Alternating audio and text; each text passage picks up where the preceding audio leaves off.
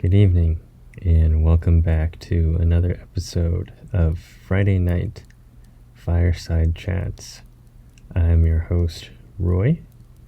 For those who are new, Friday Night Fireside Chats is a time to slow down from the busy week and reflect and just have a time to change the pace.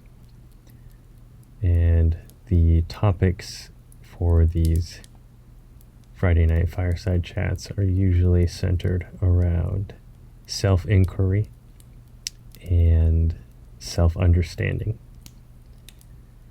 And for tonight, I would like to share some thoughts around the power and the gift of solitude. And this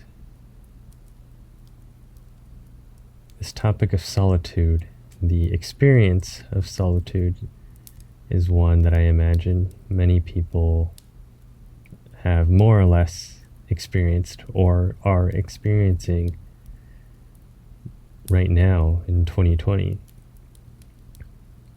Obviously, this being part of the global quarantine and lockdown measures in response to the pandemic. And so whether people have wanted to do it or not, they have found themselves facing just time alone. And it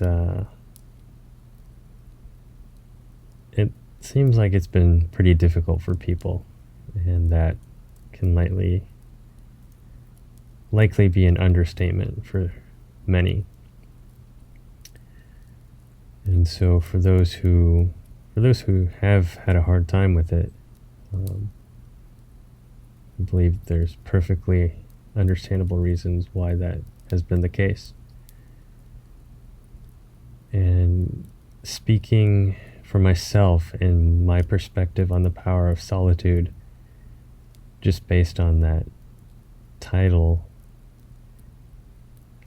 as you can imagine, I am looking for the gift in solitude and the power that is within it.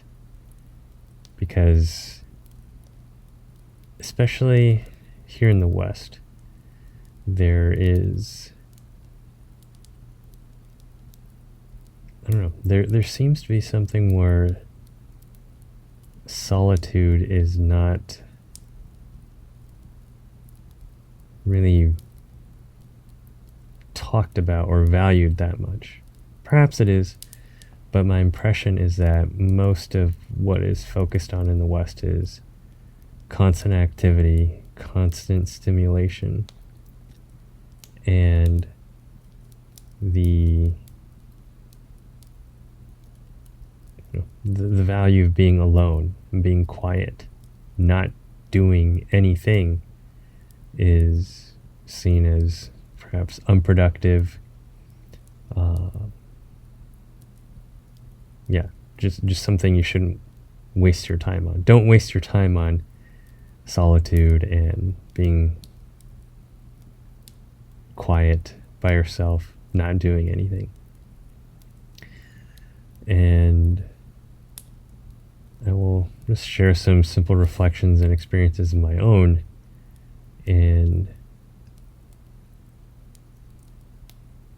I think in the hopes of offering a different perspective of solitude, one in which people can begin to see it in a more constructive and positive light rather than as a painful or bad thing. So I think the biggest thing is that solitude, being alone, really quickly reveals the noise and the distractions. If a person is always busy doing things, What's the next task? What is the next task? Which party should I go to next? What thing should I purchase next? It's really kind of this the slot machines and casino effect with all these flashing lights and beeping sounds. There's the sense that the person is getting a lot of stuff done, that the person is living a rich and meaningful and I suppose adrenaline packed life. And for some, they enjoy that. Personally, I believe they can probably only enjoy it to a certain extent before they get bored at some point or have this gnawing sense that something is missing, in which case the immediate response is to drown that out with more stuff, more material, more activity, more stimulants, and on it goes.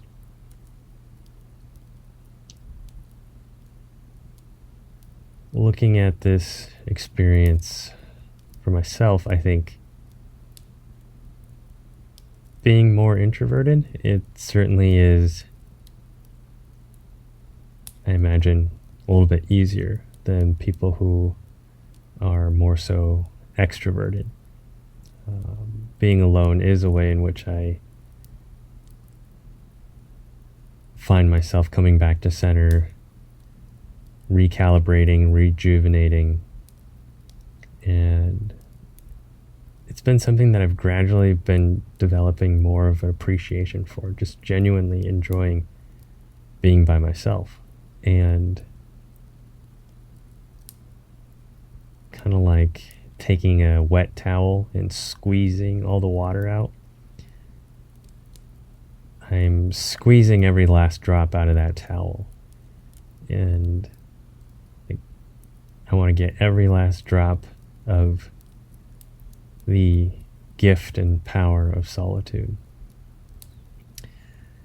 And earlier when I was speaking to how it reveals very quickly the noise and the distractions in a person's life, I kind of see it as meditation, and how oftentimes for a person just beginning meditation, there's that immediate frustration and overwhelm with, my gosh, like I'm having so many different thoughts. I'm thinking about the future. I'm thinking about the past. Things I haven't done, things I should have done. You know, did I turn the stove off? Did I do this? What about that? He said this, she said that. And it can be very overwhelming at first. And I'm still aware of that, especially in moments of, oddly enough, it's when I'm distracted that noise seems the loudest. Like nowadays when I get quiet, somehow it actually feels more peaceful and the exact thing that I need and want. Even though sometimes I still get caught in the pattern of, oh, let me scroll around through social media a little bit more, see what I can find, almost as if I'm, it's this search for novelty. Maybe somebody posted something new, and I can't help but wonder if there's some potential parallel between that and, let's say, the memory encoded in your DNA of being out in the wilderness or hunter-gatherer times, where that sense of curiosity and novelty, finding something in a brush somewhere, or digging a hole, or just searching around, if there's a parallel between the two, in a way that the whole idea of social media, advertising and links and scrolling is perhaps mimicking some of that desire to discover and hunt and gather things. But with technology and social media, it almost seems like the times where I find myself caught doing that, it really has nothing to do with, this is a life-giving action. It really does seem like a desperate hamster wheel motion to avoid myself. And then comes the question of, what the heck could I be avoiding by scrolling through social media or distracting myself with other things? And certainly one of the most simple answers is avoiding feeling tired. And that it might seem to be very contradictory and an oxymoron, but I have been very aware on many occasions in the evenings when, this could be an hour or two before going to bed, reflexively going on to my phone or computer and just watching some more videos on YouTube, or checking social media just a little bit more. I'll check it one more time before I retire for the evening. And right before doing it, or even during it, I'll feel tired. And the thing that makes most sense, for my body is like, all right, well, go to bed. And yet there's something else operating there, some perhaps subconscious belief of like, I'm tired, but I don't want to feel tired. And so let me do something to not feel tired, to potentially feel more productive, or just distract myself from the feeling of feeling tired. Because if I feel tired, sometimes that doesn't always feel the greatest. And before you know it, an hour passes or 2 hours pass. It's like then hitting a point where my eyes are tired, my head, brain don't feel good, and it's this drainage of distracting myself on a screen that tells me, okay, I think you really need to go to bed now. And so that was just a very interesting reflection. I'm like, wow, is this really what I'm doing? I'm making myself tired by trying to not feel tired. Just quite a,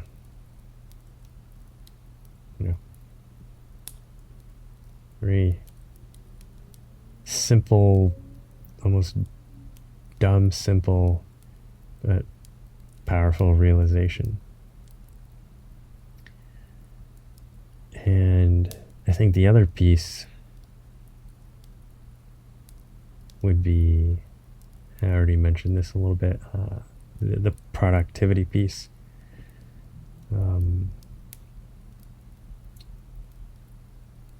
This would, I'd say, tie pretty well to the previous podcasts I did on maturity and responsibility. And I think that was a third episode. And then also with the first episode on patience, discipline, and consistency. Because this productivity part of, if I distract myself, there's a sense of productivity. It's really a distraction and cop-out from the actual goals and endeavors and visions that I have. So the primary one being my business, being an entrepreneur, being a content creator, and being my business, focusing on men's work, men's issues, helping men reclaim their masculinity. That kind of the specialty and niche for my therapy practice. And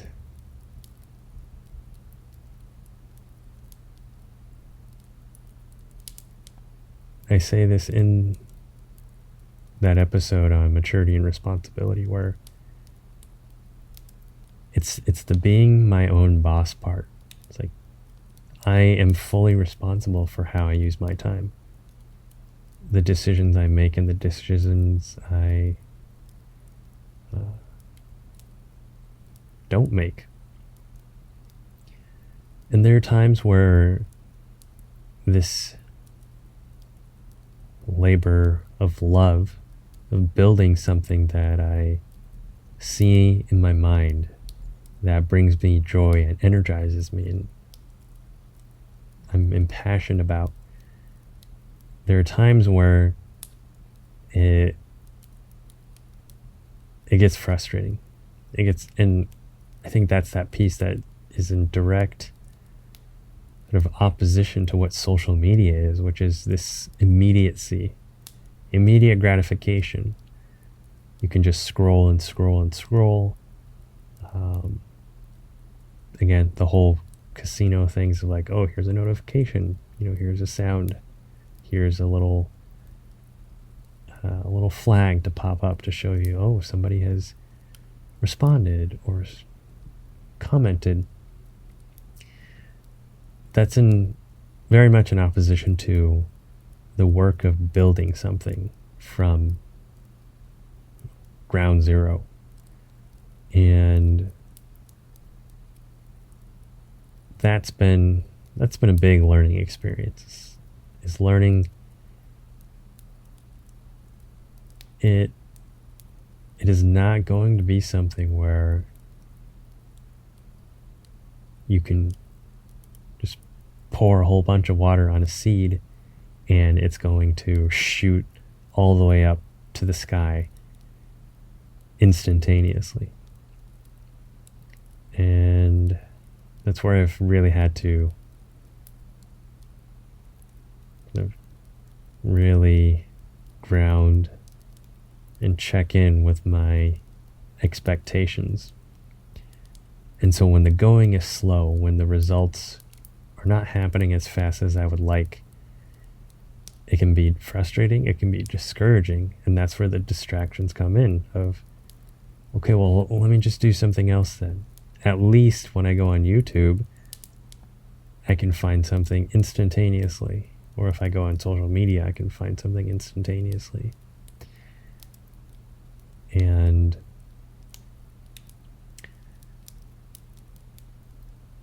like more and more I'm getting to the point where there's less buffer time between when I do distract myself and when I realize this is not what I actually want. So as that time has gotten shorter, I've been improving in my ability to refocus myself. Okay, this isn't how I actually want to be spending my time. What am I avoiding?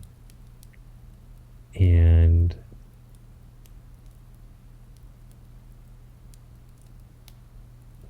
how do I want to move forward? Because I still have that choice of, after the realization and the awareness, I can still choose to go on these YouTube excursions, or I can kind of get back to the drawing board and just make 1%,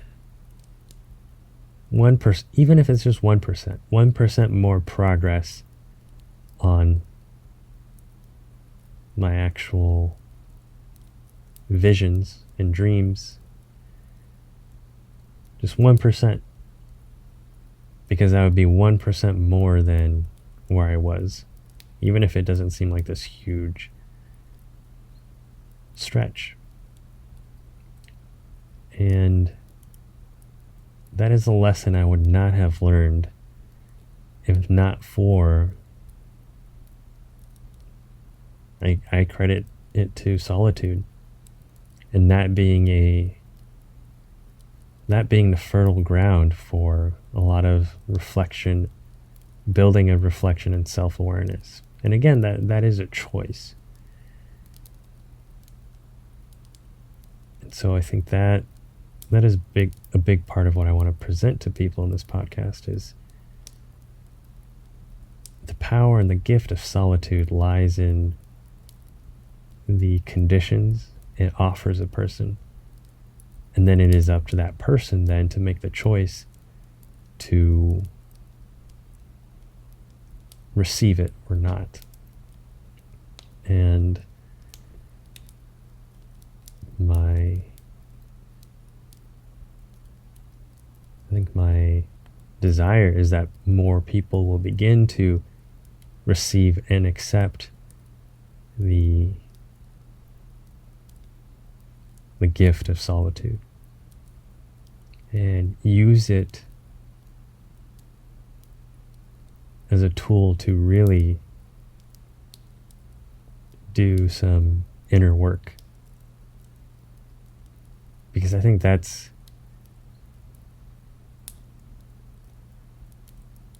where most of a person's power will really come from, is doing the inner work. And it's really less about trying to add additional things to one's life, be that material, people, etc.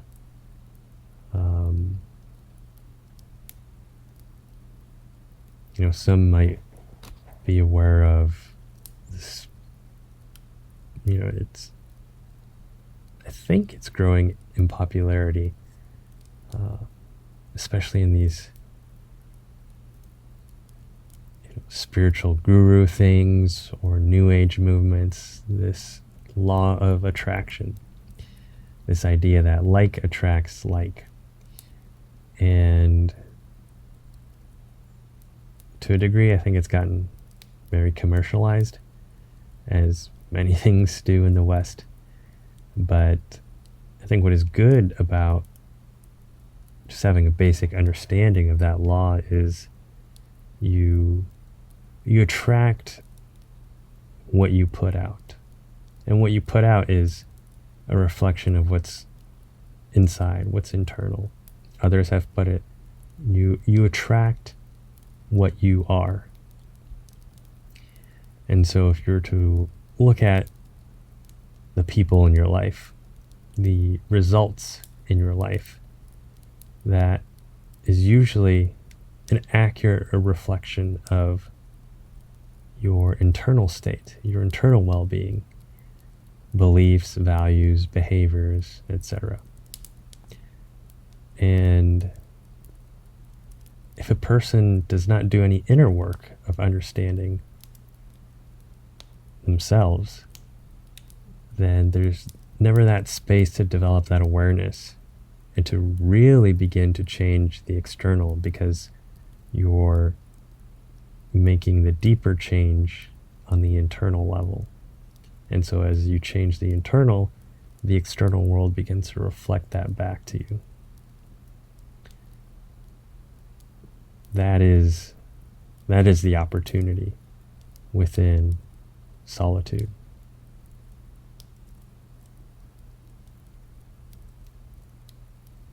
Well, personally, I believe what the West needs is to slow down and to do a lot of internal work. Every single person. It's not something where it's like, oh, well, these people need to do internal work. I don't, because I'm already, I'm already in good shape. It's other people who need to do it. It's like, nope. Every single person needs to do their own internal work. And I think meditation is something that will be very powerful and is needed here in the West. Think about how I don't know where this comes from, but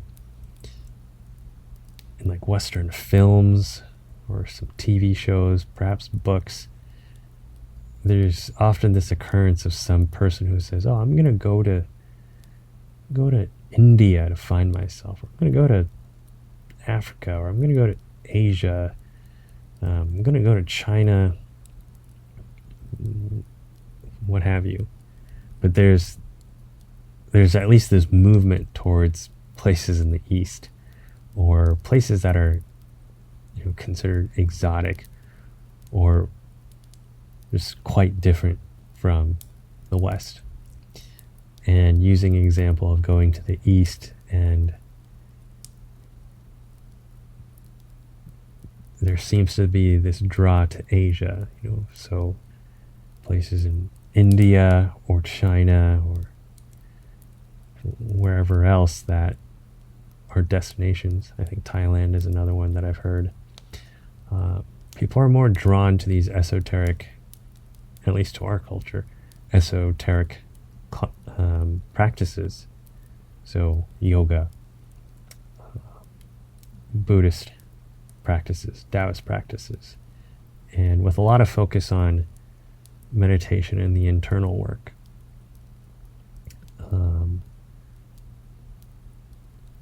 And then people experience something profound.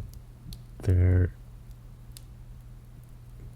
it's that saying of, I'm going to go here to find myself. You rarely hear people say that of the West. Well, I'm going to go to the West to find myself. It's usually, I'm going to go to the West to seek opportunity and build something. And so I think both that picture represents a balance of both. In East, there seems to be a greater understanding of the spiritual self, or the higher self. And then in the West, there's an understanding and opportunity for building and creating, which is also very important. But I think in our time, more of that spiritual self and higher self understanding is needed in the West. And what people are probably seeking but just don't really realize is they're still kind of caught in the, we'll say, matrix of belief in materials important, money is important, this is all that life is and have known my life to be, so I'm going to stay committed to this standard, this image, because if that standard, that image is shattered, then I think that's usually where people come into a existential crisis. Perhaps their quarter life crisis or their midlife crisis, what have you. And through all this inner work, I think the greatest joy a person can discover through the power and the gift of solitude is actually just enjoying their self. There's not this need to have others validate your significance. If you can do that for yourself, that's a very important thing. I think so often we put so much value onto being validated by others. And there's something to that. We're wired for connection. But to say that you can only have peace and joy if others appreciate you and reflect back to you positivity, but you're not able to offer that to yourself. I would imagine those external things are actually more superficial. I'm thinking about, I forgot where I heard this, but somebody spoke about Marilyn Monroe and how she was quoted to say that she could never really accept herself. But if she could get the world to accept her, then she might be able to accept herself.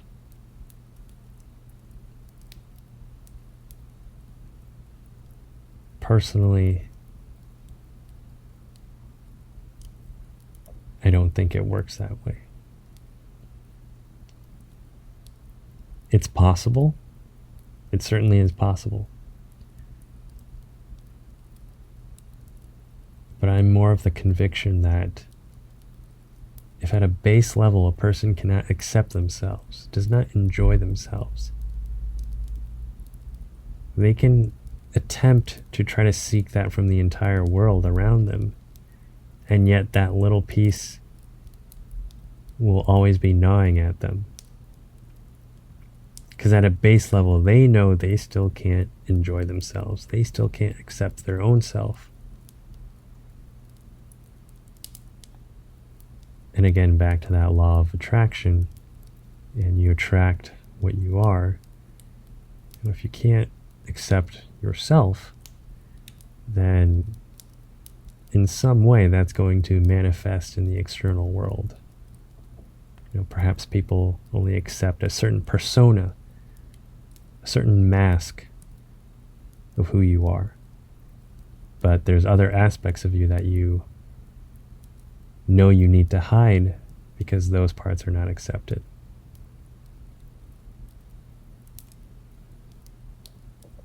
And I think that's where so many people actually feel intensely lonely. Not because that they're actually alone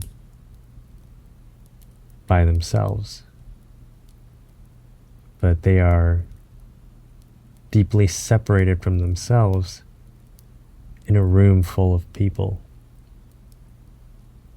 And some might say it's, I'm a different person. I'm just not connected to all these other people. That's one part of it. That certainly is one part of it. But I think that intense loneliness has more to do with this dynamic of being in a room full of people and feeling disconnected from all these people because there's also a disconnect from oneself.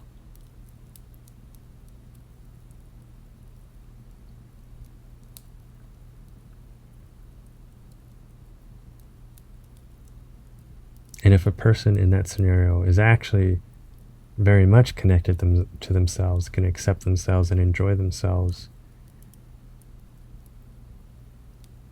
perhaps some of that loneliness might still be there. Especially if, it's that scenario of, There's just a very fundamental difference between myself and other people around me. For example, a person who is more committed to some higher pursuits, whether that's professional or spiritual, and they find themselves in a room full of people who, let's say, are in their eyes pursuing more shallow things of money and material only. That person can certainly feel lonely in that circumstance. But it certainly is less if they are well connected to themselves, appreciate, enjoy, and accept themselves.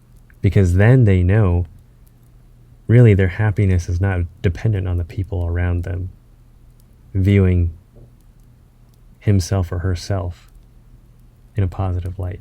They don't need to seek that validation from others because they already have it within themselves.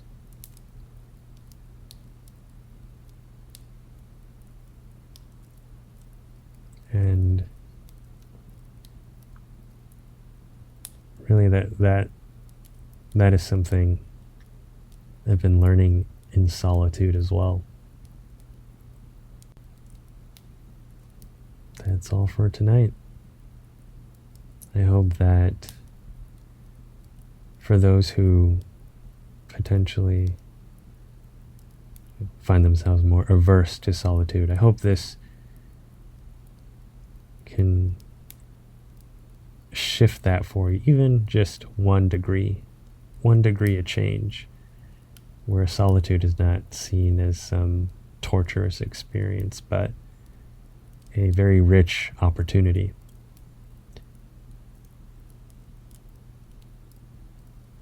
And with that, we'll leave that as the end of this episode of Friday Night Fireside Chats. Again, if you would like to learn more about the work that I do, you can visit my website at www.sacredwildman.com. And if you would like to support the work that I do, there is a link on the home page of my website where you can donate to support me in that way, if you would like. And with that, I wish you all a great and restful Friday evening.